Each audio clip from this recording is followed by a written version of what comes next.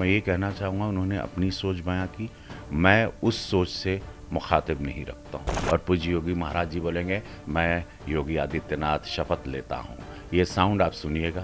भीड़ तो उनके यहाँ जुटती है क्योंकि उनके पास एमवाई फैक्टर है, तो उससे भीड़ आती है, नो प्रॉब्लम। और जब आप बस लेके निकलते हो कहीं पर और आप बस के एकदम ऊपर चढ़ जाते हो तो फिर उसमें थोड़ा देखने के लिए लोग आते हैं। इनसे तुष्टीकरण स्ट्रेट इन लोग एक्सेप्ट क्यों नहीं करते कि हम लोग नफरत करते हैं हिंदुओं से या हम लोगों को चिढ़ है हिंदुओं से, आप एक्सेप्ट करिए। उत्तर प्रदेश चुनाव नजदीक है, उसको लेकर अब राजनीति भी चरम पर है। मेरे साथ आज जो बात करने के लिए मौजूद हैं वो बॉलीवुड और भोजपुरी सिनेमा के सुपरस्टार और बीजेपी के गोरखपुर से सांसद रवि किशन साहब। बहुत स्वागत है आपका सर। पूर्वांचल एक्सप्रेसवे पर बड़ी राजनीति आजकल हो रही है। पूर्वांचल एक्सप्रेसवे को लेकर अखिलेश कह रहे हैं मेरा है, सीएम कह रहे हैं वो मेरा है। रवि किशन साहब बताएं किसका है?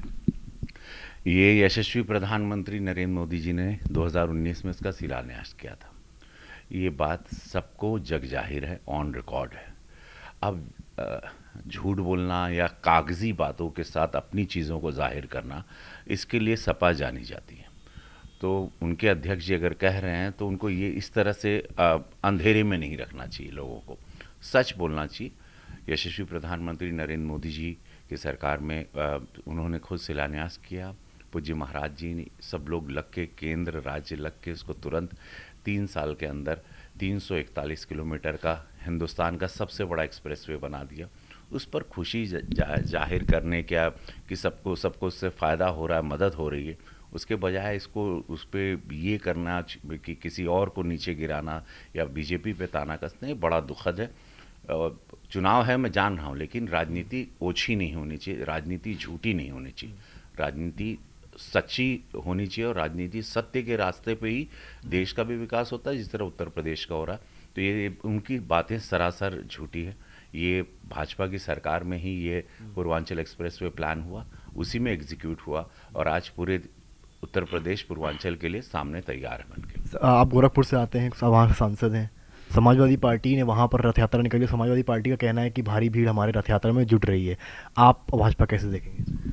देखिए, वो भीड़ उनकी तो मैंने 2014 में भी देखी थी, उनके यहाँ भीड़ 2017 में भी देखी, उनके यहाँ भीड़ मैंने 2019 में भी देखी थी। तो फिर ये भीड़ से अगर आप वो ये घोषित करना चाह रहे हैं कि वो चुनाव में उनका माहौल बन रहा है, तो ये गलत है। भीड़ तो उनके यहाँ जुटती है क्योंकि उनके पास एमवाई फैक्टर है, तो उससे भीड़ आती है, नो प्रॉब्लम। और जब आप बस लेके निकलते हो कहीं पर और आप बस के एकदम ऊपर चढ़ जाते हो तो फिर उसमें थोड़ा देखने के लिए लोग आते हैं।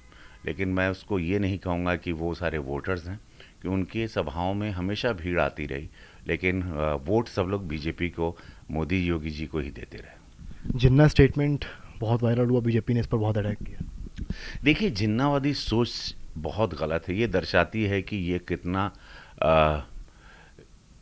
ये तुष्टीकरण की राजनीति, वो अयोध्या में जब गोली चली थी राम कार सेवकों पे जब मंदिर के लिए, मुझे समझ में नहीं आता कि हिंदुओं से नफरत क्यों है।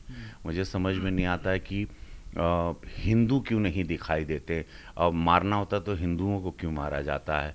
जिन्नावादी सोच करके, जिन्नावादी वो जिन्ना जिनकी वजह से सामूहिक हत्याकांड हुआ था, जिनकी वजह से हिंदू मुसलमान, एक हिंदू देश बनना था मुसलमान, लेकिन वो सारी चीज़ें बदल के कुछ और ही रूप धारण कर, अभी तक हम लोग उस घाव को भर नहीं पाए। उसी जिन्ना ने एक स्वार्थ में पाकिस्तान अपने लिए, क्योंकि उसको प्राइम मिनिस्टर बनना था। इतिहास इन लोगों को पढ़ना चाहिए जो जिन्ना को जिंदा कर रहे हैं दोबारा। जिन्ना हम लोगों के लिए एक बहुत ही, हम लोगों की पीठ में बहुत बुरा सा खंजर घोंपा है, जिसका जख्म आज तक हिंदुस्तान झेल रहा है। तो वो उस इंसान को चुनाव में ला के आप एकदम साफ एक समुदाय को पूरा अट्रैक्ट करके एक समुदाय को अपनी तरफ पूरा आकर्षित करना चाह रहे हो, वो हम लोगों को भी समझ में आ रहा है, देश को, उत्तर प्रदेश को भी समझ में आ रहा है। सलमान खुर्शीद ने अयोध्या में बुक लिख दी, उसमें हिंदुज़म और हिंदुत्व पर बवाल हो गया। आप कैसे देखते हैं? हिंदुओं से नफरत नहीं करनी चाहिए। हिंदू, अगर आप लोग कहते हैं गंगा जमुना की तहजीब या गंगा जमुना संस्कृति में हम लोग चल रहे हैं, जी रहे हैं, तो कैसे बार बार एक कटाक्ष वार हिंदुओं पर क्यों किया जाता है? एक 100 करोड़ का समुदाय है, हिंदुओं को इस तरह से हमेशा नीचा दिखाना, हमारे भगवानों को नीचा दिखाना, हमारे भगवानों पे प्रहार करना, हमारे भगवान के अस्तित्व के, प्रभु राम थे ही नहीं, ऐसा कहना, ये मुझे समझ में नहीं आता कि बार बार हर आदमी उठ के एक समुदाय का हिंदुओं पे प्रहार क्यों करता है। हिंदू हमेशा इस तरह से इस नीचता पर कभी गिरे नहीं हैं, इतने नीचे लेवल पे नहीं गिरे हैं।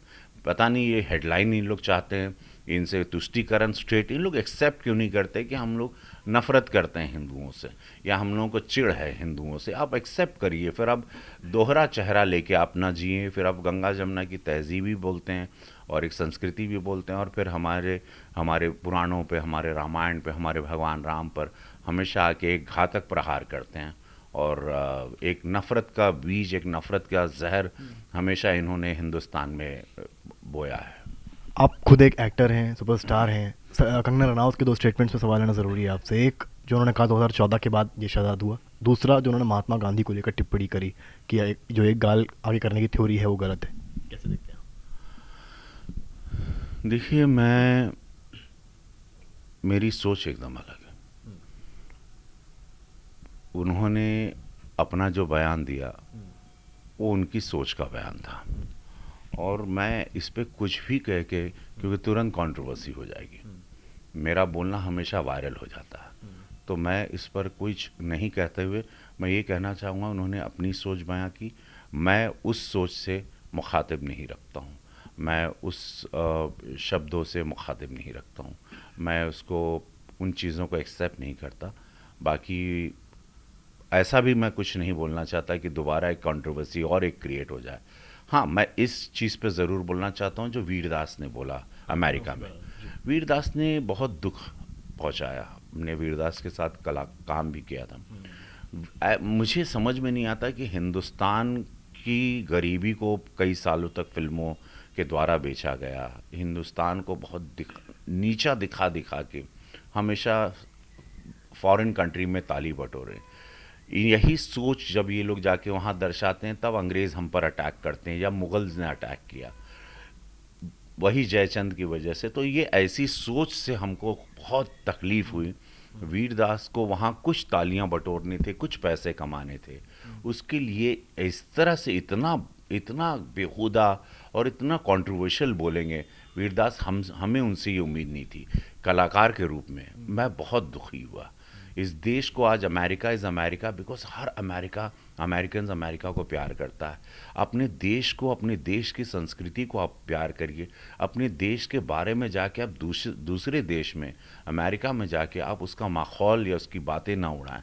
लोग समझदार हैं, लोग पढ़ रहे हैं, किताब देख रहे हैं, सबको पता है इस देश में, इतने बड़े देश को कैसे संभाला जा रहा है। अब अमेरिका का हम रेप केस देख लें या हम वर्ल्ड के रेप केसेस देखने लें, कहाँ आप उस जाके देश में बोल रहे हो अभी, जहाँ कहीं कोई, जैसा कि वहाँ कभी कोई बलात्कार होता ही नहीं, पर यहाँ पर अगर यहाँ पर कुछ हुआ है या जो बातें हैं, तो हमारा देश का लॉ, हमारे देश के प्राइम मिनिस्टर कानून उसको सॉल्व करता है। हम लोग तुरंत उस पर अटैक करते हैं और जो दोषी होता है उसको जेल या तो उसको फांसी की सज़ा होती है।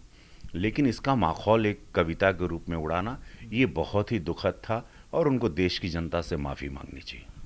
चुनाव नज़दीक आ रहे हैं, ओपिनियन पोल्स भी आ रहे हैं। अभी एक हाल ही में आया, उसके मुताबिक जिस तरह से मंथ्स आगे बढ़ रहे हैं, बीजेपी की सीट्स कम हो रही हैं, कैसे देख रहे हैं? इसके बाद एक आखिरी सवाल होगा। समर्थ, आपको भी बताना चाहता हूँ, क्योंकि मैं ज़मीन पे घूमता हूँ, मैं गोरखपुर ज़्यादा रहता हूँ, मैं जनता की सेवा, एंटरटेनमेंट 30 साल से कर रहा हूँ, तो मैं नस और नब्ज़ भी जानता हूँ, थोड़ा अंदाज़ा हो जाता।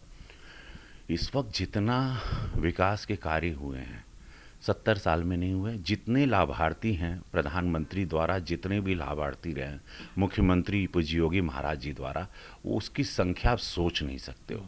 आप अगर गांव की ज़मीनी हकीकत में जाओगे, आप हिल जाओगे कि लोग, भैया हमके ई मिलल बा, भैया हमरा के सड़किया मिलल, हमके शौचालय मिलल, हमके बिजली मिलल, हमके जीवन मिलल, हमके सम्मान मिलल, हमके 6,000 रुपया महीना मिलल, हमके 5 लाख रुपया इलाज खातिर मिलल, हमनी बेटी लोगन खातिर स्कूल बनल। गाँव देहात में लइका बच्चा लोग इतना प्रसन्न बाड़न कि हमनी के एक नया जीवन मिलल। आज गांव मतलब हिंदुस्तान का सबसे बड़ एक शक्ति हो गई बाटे, बेटी एक शक्ति हो गई बा, ये कबो ना रहा। लॉ एंड ऑर्डर, आज बिटिया सब लोग बाहर निकल रहे हैं, सुखी हैं। तो सच्चाई ये है कि आज मैं आपसे कहना चाह रहा हूँ, बहुमत की सरकार भारतीय जनता पार्टी की उत्तर प्रदेश में बन रही है। पूज्य योगी महाराज जी दोबारा मुख्यमंत्री बन रहे हैं। हर हर महादेव होगा, योगी मोदी, मोदी योगी, यही आवाज़ है। बोल सब लोग कह रहे हैं मोदी योगी, जय श्री राम, जय श्री राम। तो एक बार फिर पूज्य योगी महाराज जी की सरकार है, मोदी जी की सरकार है, भारतीय जनता पार्टी की सरकार है। और देश जिस तरह से तरक्की कर रहा है, भारत के साथ साथ उत्तर प्रदेश भी तरक्की, और उत्तर प्रदेश पूज्य योगी महाराज जी को नहीं खोना चाहता, मोदी जी को एज प्रधानमंत्री नहीं खोना चाहता, भारतीय जनता पार्टी को नहीं खोना चाहता। एकदम क्लियर पिक्चर मैं आपको दे रहा हूँ। आखिरी सवाल, कितनी सीट्स और सीएम फिर योगी रहेंगे? पूज्य योगी महाराज ही मुख्यमंत्री रहेंगे। 300 के पार हम लोग जाएंगे, 350 आ जाएं, 325 आ जाएं, आई वॉन्ट बी सरप्राइज। एक मैसिव सी लहर आएगी, वोटिंग के दिन आप देख लीजिएगा, प्रभु राम का आशीर्वाद होगा और एकदम हर हर महादेव का एक नारा होगा और सब लोग बोलेंगे एक साथ नमः पार्वती पते हर हर महादेव। और पूज्य योगी महाराज जी बोलेंगे मैं योगी आदित्यनाथ शपथ लेता हूँ। ये साउंड आप सुनिएगा और ये देखिएगा मेरी बात, क्योंकि अभी तो हम लोग का मंच शुरू होगा, अभी तो हम लोग चुनाव में उतरेंगे, अभी हम लोग और ज़मीन पे आएंगे, हमको लाखों योजनाएं गिनाना है। बहुत शुक्रिया। तो ये थे अपने ही अंदाज में रवि किशन साहब, इन्होंने बताया कि बीजेपी फिर रिपीट कर रही है और फिर सीएम योगी रहेंगे और 450 सीट भी चुनाव में आ सकती हैं। समर्थ श्रीवास्तव।